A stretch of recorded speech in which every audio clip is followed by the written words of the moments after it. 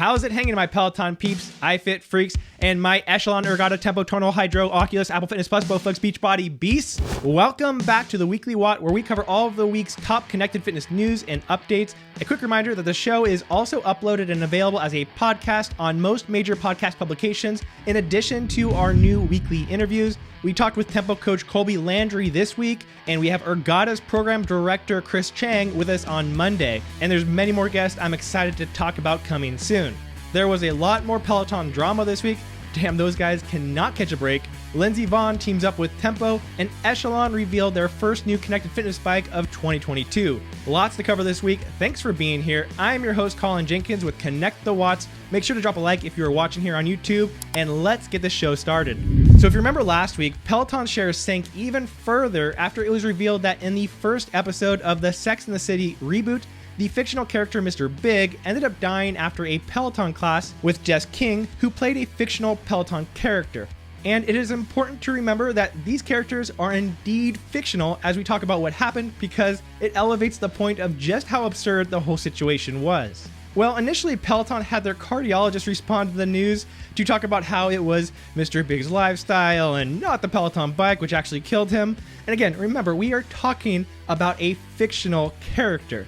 And I was thinking, man, that's classic Peloton, taking themselves way too seriously when they could easily turn this around by just poking fun at it. To which I was completely shocked when they actually ended up doing just that. Within 48 hours, they put out a brand new ad featuring Mr. Big and Jess King that immediately went viral.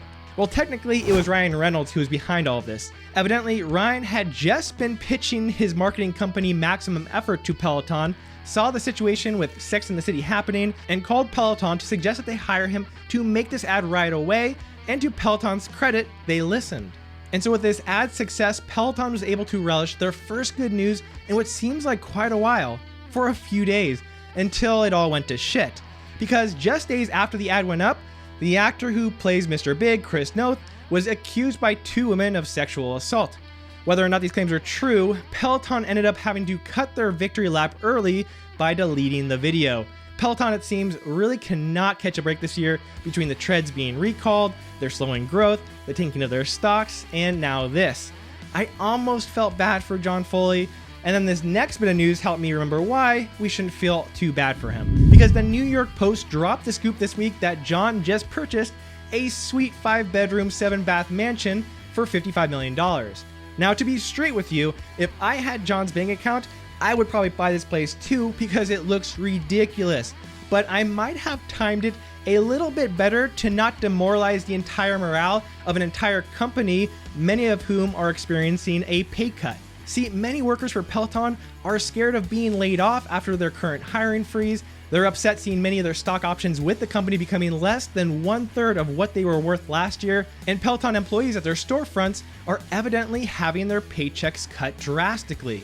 And evidently, a good amount of employees were also peeved about a recent private holiday party that John and his wife Jill hosted for a select few Peloton instructors, after having the company's holiday party canceled. It became a big enough issue that John had to send out a memo to the employees reading, "Hi team, this holiday season, my wife and I hosted a personal party for our vaccinated family and friends to celebrate all NYC has been through over the past 2 years. Although some Peloton teammates were invited, this event was not officially affiliated with Peloton in any capacity. I have since learned that this personal event has caused frustration and angst within our team. Please know this was never the intention. I care deeply about this team and am very much looking forward to a time when we can all be together again. Tomorrow, we are going to focus on our monthly all hands, as we have always done, on business-related topics, not personal events." Now look, you can't be pissed about not being invited to John's party and also be pissed that he just bought a $55 million mansion. You gotta choose one, because if you want more people to be invited to his parties, well, you can't be too mad at a guy for buying a piece of property that can hold the biggest parties ever. Either way, things have been more than a bit rough at Peloton this year. Let's hope they and all of their employees have a much better year in 2022. You know who hasn't been having a rough year? Surprisingly, Echelon. See, there are a lot of people that think right now that there is a lot less interest in connected fitness now that gyms are open again. To which I ask, have you been in a gym lately? Now, a big part of the equation that people are not taking into account as a reason for companies seeing fewer sales is that there is way more competition than there has ever been. And Echelon is showing just that, as they have seen over 65% growth this year, primarily by being so easily available in retail stores. And just this week, they have revealed their most premium connected fitness bike yet, the new Echelon EX8S. I got to see this bike in action, and its design is definitely one of the most unique I've seen. From its ultra-large 24-inch curved touchscreen that flips over for workouts off the bike, to its two-wheel setup which provides additional stability and features lights that can change based on your heart rate, your speed, your music, and various other settings. Whether you are an Echelon fanatic or not, you have to admit this is a pretty cool looking bike. It won't come cheap though, with a price set at $2,399, although they will be discounting pre-sales through January 15th at a discounted price of $1,999. Next up, we have world champion skier Lindsey Vonn, the most decorated American ski racer in history and widely regarded as one of the greatest of all time, has partnered with Tempo to release special content and coach various fitness programs inspired by her own training, which if you have seen her documentary on HBO, you should be a little scared because this chick might be the toughest person I have ever seen train.